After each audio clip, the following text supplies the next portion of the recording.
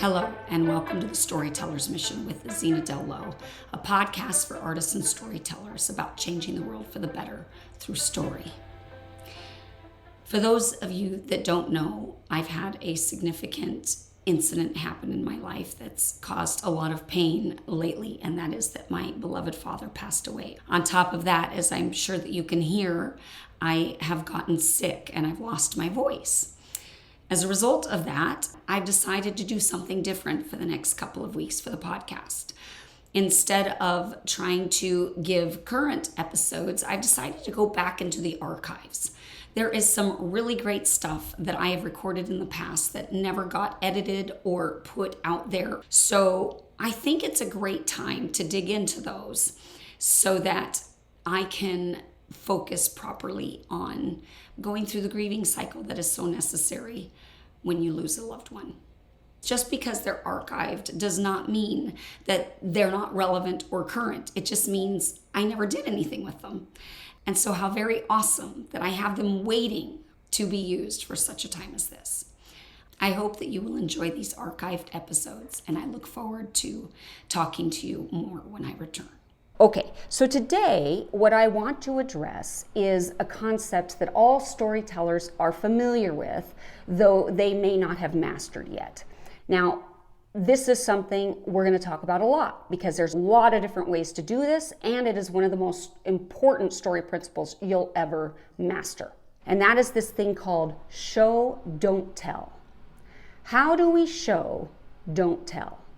How do we do it? It's a concept that I find that a lot of writers struggle with. Now, on the one hand, people struggle because they're unclear exactly what it means. But on the other hand, there are people who know what it means and yet struggle with how to accomplish it. So we're screwed up a little bit on this concept on both areas. When you show, don't tell, the point is that you're trying to show the audience or the reader what your character is feeling or thinking or whatever's internally happening with your character.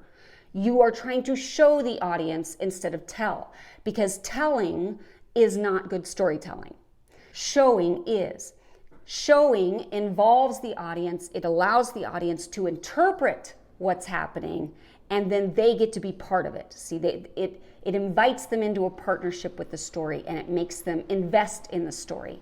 And they love to do that, right? We love to do that. We love to read it and figure out, ooh, they're angry, or ooh, she's really jealous from whatever it is that we're reading without having to be told. The minute you tell something, you've robbed your audience or your readers of the joy of figuring out what it means, why it's important, and where the character is at emotionally. The other purpose of showing is to make it so that we understand character relationships. We always want to know what characters think about each other, how they feel about each other, what the status of that relationship is, who has the power. But you want to try not to tell us. You always want to try to show it by creating a scene that reveals it through those characters' interactions, through the way they speak to each other, through the way they behave around each other. That is showing and not telling. And that's what makes for exciting storytelling. So we're going to be unpacking that. And again, there are lots of different ways that you can do that. So for example, I'll see a lot of people who will rightly try to show, don't tell by focusing on character actions. And this is a really great thing to do, by the way, because your character needs to act. And the point is that you're allowing your audience to interpret those actions to ascertain what the internal emotional state is of your character. So approaching show, don't tell from the point of view of action is a wonderful technique that you should adopt. However, a lot of times people will do that and yet they're focusing on the wrong kind of actions. And I see this happen all the time. So let me give you an example. I recently had one of my students submit something. She was trying to focus on character actions, and she wrote something in the vein of, she looks away, she looks back, she looks away. A single tear rolls down her cheek.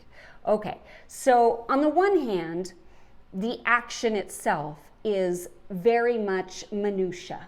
right? When you focus on the micro expressions of the character, you're actually doing a disservice to your story because it's not what we would call a significant action. It's melodrama. The minute you start doing, she looks away, she looks back, she looks away, all of a sudden you've entered into the realm of soap opera, melodrama. That's actually what I would call micromanaging your characters. If you're writing a novel and you're doing a lot of that, it's still the same thing as if you're writing it in a screenplay. And the difference is, of course, in a screenplay, you're literally not letting the actors act. And you want to respect the craft of the actor and let them be the ones who infuse into the story those sorts of minutiae, those sorts of tiny actions. You want them to come up with that. That's their job. They're good at it. Now, if you're not writing a screenplay and you're writing a novel, the same principle applies because you still don't want to treat your characters like marionettes because they don't stay believable. They become soap opera characters then and melodramatic. And so what you want to do is instead try to get away from micro expressions or micro actions and instead focus on what I would call significant actions. Okay, so what is a significant action? Well, I think a good way for you to understand significant action is to think of it as an action that prevents your character from staying in the same place or from being able to hide it. It's an action that they can't go back from. So for example, a significant action would be she picks up the water bottle and she hurls it across the room. Okay, that would be a significant action. Why? Well, for one thing, if I am in a room with another character when I do that, guess what? That's a significant action that speaks to the status of our relationship, right? It's something I can't go back on. It changes the status of our relationship. Something has changed. It can't be just hidden and covered up. Just like in real life, in relationships, if you do something radical like that, it's out there now. You can't just pretend it never happened. So it raises the stakes of what's happening. It reveals feelings at a deeper level because every time you choose a significant action, the point is that you're trying to reveal through action how the characters are feeling inside, but you're allowing the audience to interpret the actions so that they're the ones who are saying, oh, she's angry, or oh, she's really jealous. Whatever the thing is, the audience gets to interpret the action rather than you telling the audience what the feeling is. A good acid test would be, is it an action that the character can't go back on? See, it's easy to hide micro expressions. That's not significant enough that it's changed the relationship. Now, here's the thing that's interesting. This is true even if the character is alone, right? Let's say somebody's come into my office, they've threatened me, I've kept my cool the whole time that they were there, and then they leave, and then I'm so angry I overturn everything on my desk and I make a mess and all those good things. Well, guess what? Because of the extent of my emotions that I have now displayed to the audience, they can absolutely see that I am insane with rage because of whatever's happened with that other character, right? Well, now I have to do something about it, even if the other character didn't see it, because the audience did, the readers did. And so it, again, propels the story forward, compels the character to act, raises the stakes, changes the status of the character relationships, and infuses so much excitement into the narrative itself. So these are all the things that a significant action can do. Nevertheless, the action is significant because it tells the audience it's an action I can't go back on. Once I've been raised to that level of anger or that level of frustration or whatever, now I have to take radical action in turn. So it makes it impossible to go back to being casual and cool. Now it just raised the story to the next level. It's progressed the story, which is why it's significant. Whereas if it's she clenches her jaw. All right, that's something that I can go back on. That's something that doesn't change the status of our relationship. Because, okay, I've been angry enough to clench my jaw, but that's still a micro expression or a micro action that I can cover up and not have to act on. Now, don't get me wrong. There are going to be times when you write things like she blinks or she averts her gaze or something like that. Sometimes you'll use those, and sometimes those are significant given whatever the context is. But for the most part, that would be a micro expression that wouldn't be significant. When these types of little actions are being overly used, it becomes pedantic and banal. We need to think bigger than that. We need to think about how to show and not tell in a way that propels the story forward, that infuses energy into the narrative, that raises the stakes, and that also reveals the internal emotional state of the character in such a way that we know they can't go back on that. Once they've been brought to that place emotionally, there's no way for them to return to the old way of being. It forces them to take action in a new way. When an audience reads or sees one of those things happening, it's exciting. We are immediately re-engaged because we know it's a big deal. And usually our characters do things that we might want to do in real life, but we've been trained to be too polite. But our characters, because they're so passionate about whatever it is that's happening, they'll do things that we're not allowed to. And it's wonderful and exciting, and it draws us into them, and it makes us connect to them and want to cheer for them on a deeper level. So it also accomplishes a bonding between the audience and your character when you have significant actions rather than minutia. There are other tools that we can use, other tricks to the trade.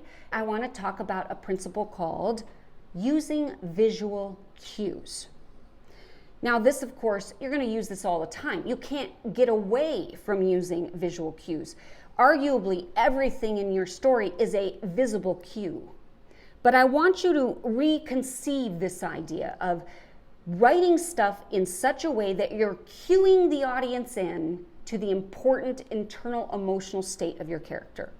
You're cueing them in. It's the same as if you go to a play and there are cues, and the cues signal things to the audience and also to the actors. They know that, oh, here's the cue, the sound cue, the lighting cue. Things happen on stage as a result of the cues. But it also cues the audience into what's going on with your character on the inside. So visible cues you're going to use all the time, but I want to talk to you about how you can come up with them in a way that is truly important, because a lot of writers simply don't think through how to compose a story using visual cues. All right, so let me give you an example. So let's say that I want to show two people becoming friends or respecting each other over the course of the story. But they start out not respecting each other. And maybe these two characters are from two totally different worlds, and they don't think that the other person could understand who they are, or whatever the case may be. Let's say in this example that we're in prison, and you've got the white-collar crime guy, the accountant, who maybe stole money from some corporate bigwig, and so he's in jail for a white-collar crime, versus some mafia guy who is in prison for doing violent crimes, and he's been in charge, of course, a whole syndicate and terrible things, and in charge of a drug trade or what have you. So totally different guys, right? And one of them is tough as nails, and the other one is not tough as nails because he's an accountant, right? And so they are from two totally different worlds. But you want to show a progression of relationship. Well, how do you do that? Well, you do it through visual cues. You figure out a scene that you could use that you can then repeat the scene and show development or show things moving forward. So, for example, let's say you show them eating at the lunch table. And here they are, they're at lunch, and the white collar guy reaches for a roll or something, and the mafia guy grabs his arm and flings it back. Okay, so now we know that the white collar crime guy is not allowed to have roles, and he's going to obey that because clearly the mafia guy is tough as nails and he's not going to let him do that. So that's the relationship we're at the beginning. We know who's in charge, we know who has the power, and we know how he feels about the little guy, right? Okay, now you cut to later in the story where maybe they've accomplished something and the accountant has had a significant role in accomplishing some plan that they tried to carry out.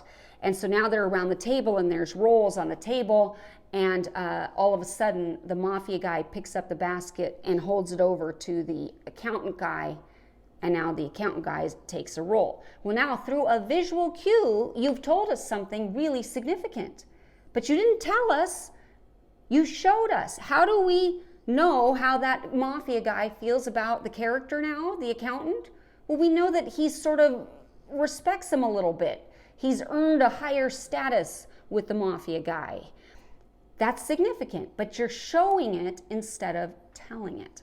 So all you've done there is in 2 scenes, you've basically progressed their relationship through the use of visual cues. And the cue was the roles, right? That's all you're using is the roles and how they behave around the roles. But it's not just the roles, it's the grabbing the arm and flicking it, or it's the picking up the basket and handing it, and then the accountant reaching for it. Like, it says so much, but all of it is composed around visual cues. So what you want to do is simply try to use visual cues to help forward your story. Figure out what visual cues you can use, how you can have characters behave in a way that shows things through visual cues. The bread basket thing is so much better than a conversation where the two talk about, I thought that you were kind of just a dummy, but I kind of like you now. You did really good on that little task that we assigned to you. That's boring, and we don't want to have to resort to dialogue. We want to show character progression, relationship development through visual cues. So think about that in terms of romantic relationships too, how you can show it through visual cues. Progression of relationship through the use of visual cues is one of the best things you'll do. And also progression of character development, personal, one character, through the use of visual cues, things that you're using to show us how the character has changed.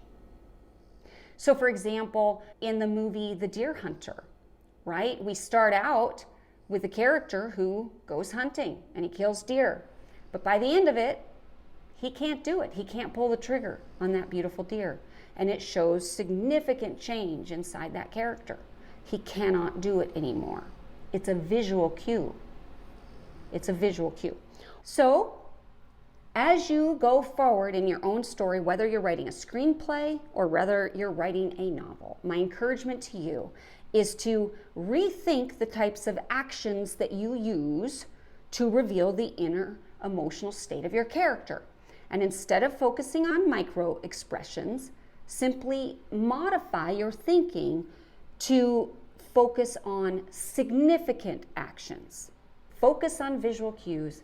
That's how you show and not tell us how a relationship is feeling, how a character is feeling on the inside, and what the status of that relationship is.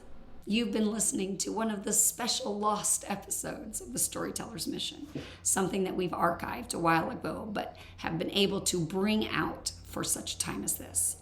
And I hope that you enjoyed it and are able to apply it to your own writing and that it ups your game significantly. In the meantime, thank you for listening to The Storyteller's Mission with Zena Dello. May you go forth inspired to change the world for the better through story.